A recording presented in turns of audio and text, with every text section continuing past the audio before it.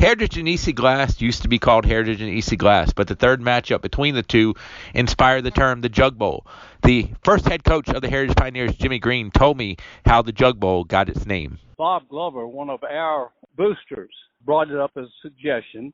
And, of course, it had to go before glass and us. And he said he just thought it would be a good emblem to put up. And it was something that, we could look to exchange, on a yearly basis. And so it was Bob Glover, who had a son that played for me, Jerry Glover, went on to UVA and was really outstanding. And I'm fairly sure that he's the one that actually came up with the initial thought process.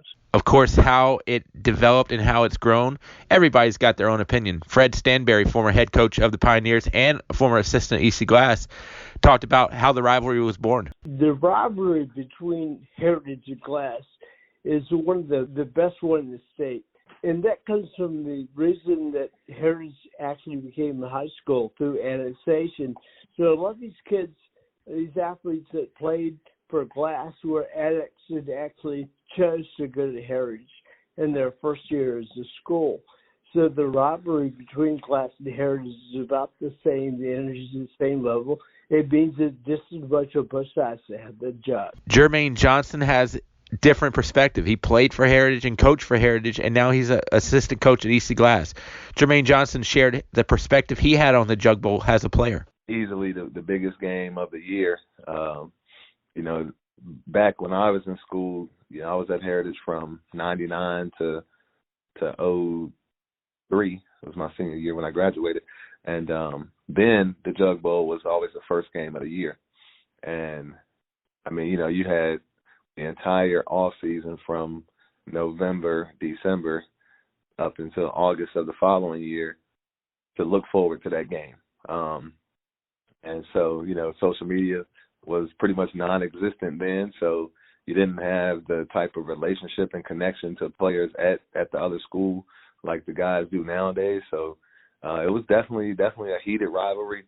And, when I was coming through my junior year, Heritage hadn't beaten Glass, I think, in 12 years prior to my junior year. We beat Glass my junior year. And that was the first time in 13 years that we'd beaten Glass. So, it was just a crazy and awesome experience, man, playing against some of your former teammates from middle school. If you went to Dunbar, the school was split.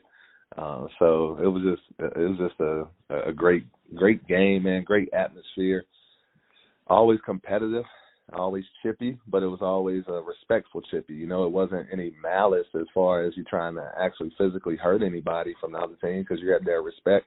But it was definitely a physical, a chippy game, very prideful on both teams' parts. Pierre Penn, former Heritage player and also now current EC Glass assistant, talked about his Jug Bowl memories. Two biggest memories. Well, one was that, I never lost to Glass when I was playing at Heritage, and the second biggest one was I got hit on a punt return by Terry Spinner because Glass always keyed in on me, so I really didn't have big games. So I was trying to make something happen on a punt return, and he cleaned my clock, but I held onto the ball. So we still joke about that to this day. I asked Coach Johnson, did he feel extra pressure heading into a Jug Bowl game? You didn't really feel a whole lot of pressure, I think. At least I didn't feel it. I can't speak for other people, but I think it's just because the times were different then, like social media. Like I said, it was pretty much non-existent then, so you didn't always get the outside influence. And then also, too, honestly, like the media coverage of high school football was not as big then as it is now. But I think more than anything, you got the pressure from those that came before you from your school, right? Like I said, Heritage hadn't beaten Glass in 12 years before I became a junior. So, there's a lot of support, more like positive support, not like, a whole lot of pressure as far, but, it was just one of those things where you just wanted to do well for your school, your community, and make the people, your coaches, your family, the people within the Heritage community or Glass community, you wanted to make those people proud of you for what you did on the field, especially in that game, because it's bragging rights for a year, for a whole year. So that was the pressure, I guess, more than anything was just not disappointing people, just wanting to do your best and put your best effort forward. You're going to see pressure. You're going to see guys get amped up. Pierre Penn talked about his role as a coach, not letting the guys get too amped up. You got to kind of tell them, you don't want them getting too hyped too early in the game, and you don't want them getting burnt out 30 minutes before kickoff. So, I let them get juiced up, and then, I'll have my private talks with them and tell them,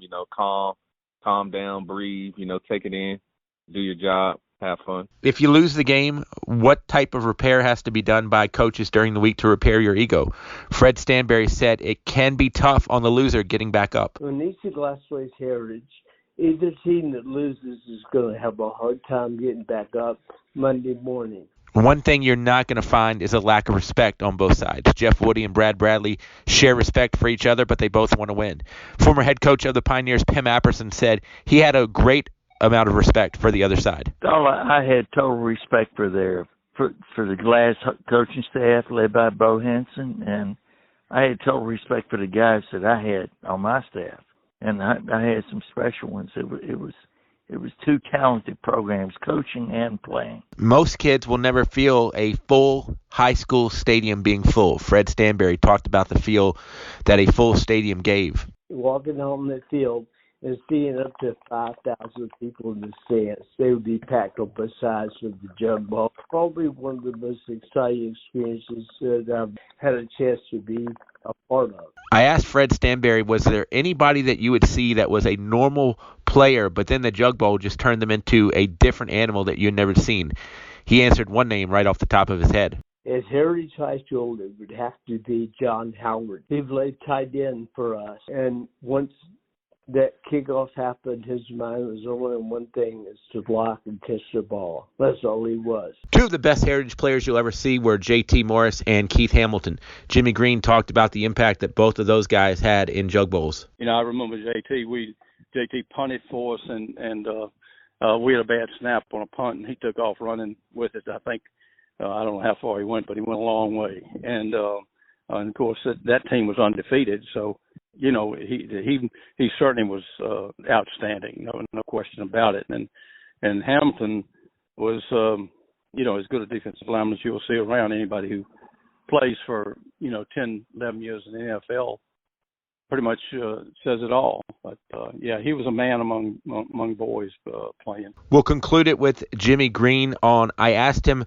about how the Jug Bowl has evolved over the years. Well, I don't know if it has evolved. It's basically just it's just a rivalry game that it's still a great rivalry. We have two of the best coaches, I think, in the state of Virginia right here in Lynchburg. Both teams are very representative for the level that they're on. I don't know if it has evolved. It is what it is. This is just part of what you're going to hear. More will be added to this, and we'll post it on the Sports Buffet podcast. Second half is getting ready to get underway. Dwayne Hamlin and I will be back in the booth from City Stadium right after this on 102.3 and Groove102.com.